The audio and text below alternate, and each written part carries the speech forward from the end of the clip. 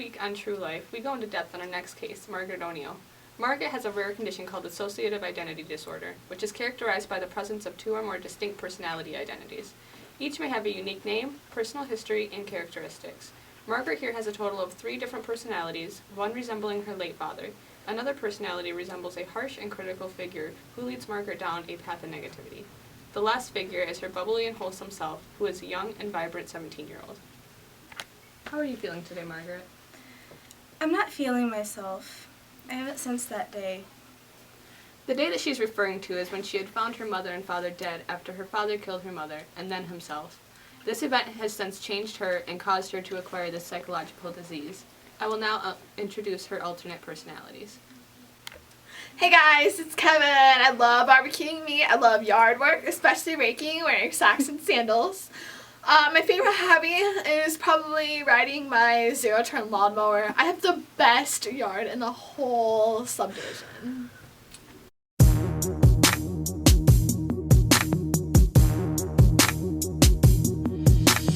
They see me mowing my front lawn. I know they're all thinking I'm so white and nerdy. Think I'm just too white and nerdy. Think I'm just too white and nerdy. Can't you see I'm white and nerdy? Look at me, I'm white and nerdy. I wanna roll with the gangsters, but so far they all think I'm too white and nerdy. Think I'm just too white and nerdy. This is one of Margaret's alter egos. Kevin resembles a father figure. John, her actual father, had killed himself along with her mother.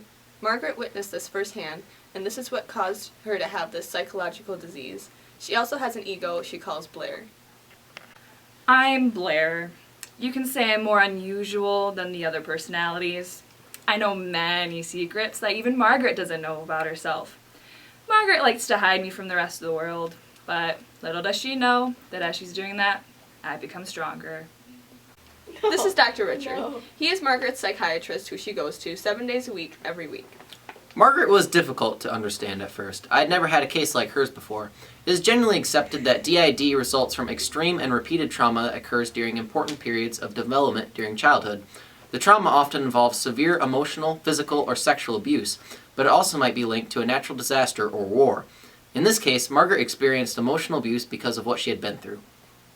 Blair's the emotional ego that Margaret has. She can sometimes be very sensual and dramatic. I don't want her to know these things. It will kill both of us, please. Doctor, if you have a heart, don't make her remember these things, or I will have to do something about it.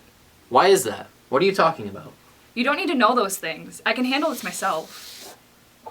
Now we're going to interview Margaret's older sister, Serena. She was away at college before she had to come back and take care of her sister. It's been a difficult 4 years, but we make it work, right?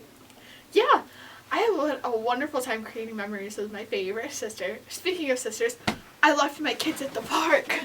Oh my goodness, I'm so sorry. This happens all the time with this ego. Oh no, it's okay. We understand. Margaret's treatment was extremely taxing and difficult for her. She has gone through numerous treatment options to be able to find the one that best suits her. There's also no specific diagnosis test for DID. We performed a mental health interview to be able to rule out other mental disorders, and we referred Margaret to a medical evaluation to rule out a physical cause for symptoms. With this, we came to the conclusion that she does have dissociative identity disorder. So how are you now, Margaret? At first we tried hypnosis, which is sometimes used to help people like me learn more about their personality states in hopes of us gaining better control of these states. Next we tried eye movement desensitization and reprocessing, a treatment method that integrates traumatic memories with my own resources. It is being increasingly used in the treatment of people with the type of disorder that I have.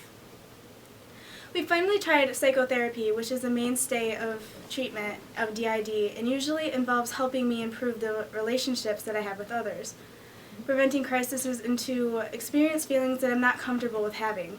I'm also on medication, and although medications can be helpful in managing emotional symptoms that sometimes occur, Dr. Richard exercised precautions when he prescribed me in order to avoid making me feel traumatized by feeling controlled.